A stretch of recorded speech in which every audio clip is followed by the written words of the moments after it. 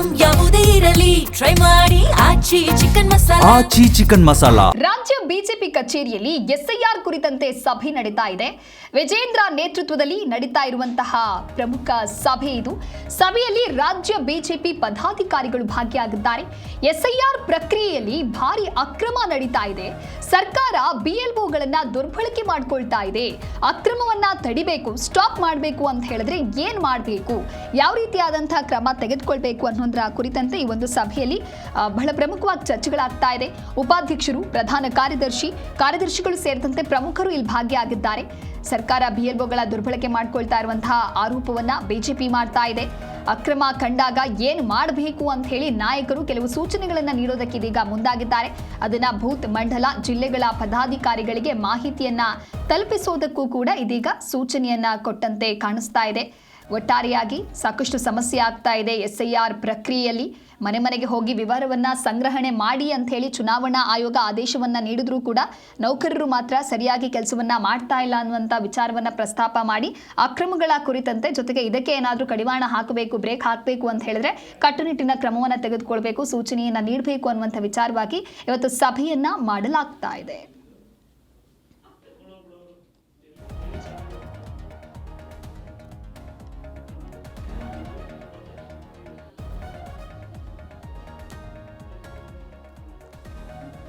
ಒಟ್ಟಾರೆಯಾಗಿ ಸಾಕಷ್ಟು ಅಕ್ರಮ ನಡೀತಾ ಇದೆ. ಎಸ್ಐಆರ್ ಪ್ರಕ್ರಿಯೆಯಲ್ಲಿ ಬಿಎಲ್ಒಗಳು ಮನೆಗೆ ಹೋಗಿ ಸರಿಯಾಗಿ ಕೆಲಸವನ್ನ ಮಾಡ್ತಾ ಇಲ್ಲ. ಅದರ ಬದಲಾಗಿ ಎಲ್ಲ ಸಮುದಾಯದವರನ್ನ ಒಂದು ಕಡೆ ಕೂರಿಸಿಕೊಂಡು ಯಾವುದಾದ್ರೂ ದೇವಾಲಯಗಳಲ್ಲಿ ಅಥವಾ ಮಸೀದಿಗಳಲ್ಲಿ ಈ ರೀತಿಯಾಗಿ ಅಪ್ಲಿಕೇಶನ್ ಫಾರ್ಮ್ ಫಿಲ್ ಮಾಡುವಂಥ ಕೆಲಸವನ್ನ ಮಾಡ್ತಾ ಇದ್ದಾರೆ ಅನ್ನುವಂಥ ಗಂಭೀರವಾದ ಆರೋಪ ಕೇಳಿಬಂದಿದೆ.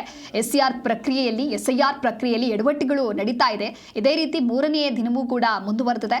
ಬೆಂಗಳೂರು ನಗರ ಜಿಲ್ಲೆ, ಬೆಂಗಳೂರು ದಕ್ಷಿಣ ಜಿಲ್ಲೆಯಲ್ಲಿ ಸಮುದಾಯ ಭವನ, ಕಲ್ಯಾಣ ಮಂಟಪದಲ್ಲಿ ಸಾಮೂಹಿಕವಾಗಿ ಎನಿಮರೇಷನ್ ಫಾರ್ಮ್ ಭರ್ತಿ ಮಾಡಿ ಆರೋಪ ಕೇಳಿಬಂದಂತಹ ಬೆನ್ನಲ್ಲೇ ಈ ರೀತಿಯಾಗಿ ಕ್ರಮವನ್ನ ತೆಗೆದುಕೊಳ್ಬೇಕು, ಕಟ್ಟುನಿಟ್ಟಿನ ಸೂಚನೆಯನ್ನ ನೀಡಬೇಕು. ಇಲ್ಲ ಅಂತ ಹೇಳಿದ್ರೆ ಸರಿಯಾಗಿ ಡಾಟಾ ಸಿಗೋದಿಲ್ಲ, ಸರಿಯಾದಂತಹ ಮಾಹಿತಿ ಸಿಗೋದಿಲ್ಲ, ಇನ್ವ್ಯಾಲಿಡ್ ವೋಟರ್ಸ್ಗಳ ಬಗ್ಗೆ ಪತ್ತೆ ಹಚ್ಚೋದಕ್ಕೂ ಕೂಡ ಆಗೋದಿಲ್ಲ ಅನ್ನುವಂಥ ವಿಚಾರವನ್ನ ಪ್ರಸ್ತಾಪ ಮಾಡಿ ಇದೀಗ ಅದಕ್ಕೆ ಒಂದು ಸೂಚನೆಯನ್ನ ನೀಡಬೇಕು ಅಂತ ಹೇಳಿ ಇವತ್ತು ಸಭೆಯನ್ನ ಕರೆಯಲಾಗಿದೆ.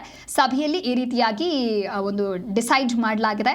ಪ್ರತಿ ಮನೆಗೂ ಕೂಡ ಎನ್ಯುಮರೇಷನ್ ಫಾರ್ಮ್ ಅನ್ನ ನೀಡಬೇಕು, ಮಾಹಿತಿಯನ್ನ ಸಂಗ್ರಹಿಸಬೇಕು ಅಂತ ಹೇಳಿ ಚುನಾವಣಾ ಆಯೋಗ ನಿಯಮ ಇದೆ.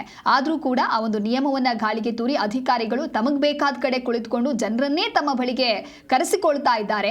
ಇದರಿಂದ ವೃದ್ಧರು, ಅಂಗವಿಕಲರಿಗೂ ಕೂಡ ಸಮಸ್ಯೆ ಆಗ್ತಾ ಇದೆ ಅಂತ ಹೇಳಿ ಕೆಲವೊಂದಿಷ್ಟು ಜನ ತಮ್ಮ ಆಕ್ರೋಶವನ್ನ ವ್ಯಕ್ತಪಡಿಸಿದ್ದಾರೆ. ಹಾಗಾಗಿ ಭಾರತ ಚುನಾವಣಾ ಆಯೋಗದ ನಿರ್ದೇಶನದಂತೆ ಜೂನ್ 30ರಿಂದ ರಾಜ್ಯದಾದ್ಯಂತ ಎಸ್ಐಆರ್ ಪ್ರಕ್ರಿಯೆ ಈಗಾಗಲೇ ಆರಂಭ ಆಗಿದೆ.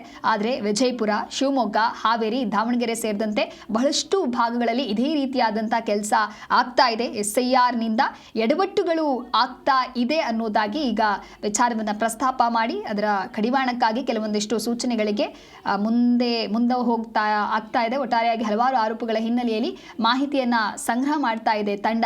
ರಾಜ್ಯದಲ್ಲಿ ನಡೀತಾ ಇರುವಂತಹ ಎಸ್ಐಆರ್ ಪ್ರಕ್ರಿಯೆಗಳ ಗೊಂದಲಗಳ ಬಗ್ಗೆ, ಜೊತೆಗೆ ಆರೋಪಗಳು ಹಾಗೆ ದೂರು ಸಲ್ಲಿಕೆ ಆಗ್ತಾ ಇರುವಂತಹ ಬೆನ್ನಲ್ಲೇ ಕೇಂದ್ರ ಚುನಾವಣಾ ಆಯೋಗದ ಅಧಿಕಾರಿಗಳ ತಂಡ ಇನ್ನು ನಾಳೆ ಕರ್ನಾಟಕಕ್ಕೂ ಕೂಡ ಭೇಟಿಯನ್ನ ನೀಡ್ತಾ ಇದ್ದಾರೆ. ಈಗ ಒಂದು ಸಭೆ ನಡೀತಾ ಇದೆ.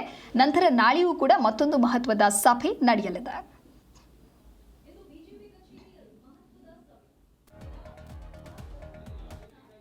ಇವರಿಗೆ ಶಕ್ತಿಯನ್ನ ತುಂಬಿತು ಸನ್ಮಾನ್ಯ ಯಡಿಯೂರಪ್ಪನವರು. ಹಾಗಾಗಿ ಇವತ್ತು ಮಾಡಿದ್ದಾರೆ. ಇವತ್ತು ಉತ್ತರ ಕರ್ನಾಟಕ ಭಾಗದಲ್ಲಿ ಈ ಹಾಲುಮತ ಸಮಾಜವನ್ನ ಒಳಗೊಂಡಂತೆ ಎಲ್ಲ ಶೋಷಿತ ವರ್ಗಗಳು ಏನಿದಾವೆ ಅವುಗಳಿಗೆ ಇದು ಭಾರತೀಯ ಜನತಾ ಪಕ್ಷದಲ್ಲಿ ಮಾತ್ರ ಸಾಧ್ಯ. ಭಾರತೀಯ ಜನತಾ ಪಕ್ಷದಲ್ಲಿ ಸನ್ಮಾನ್ಯ BY ವಿಜೇಂದ್ರ ಅವರ ಮಾರ್ಗದರ್ಶನದಲ್ಲಿ, ಮಾ ನಾಗರಾಜ್ ಅವರ ಮಾರ್ಗದರ್ಶನದಲ್ಲಿ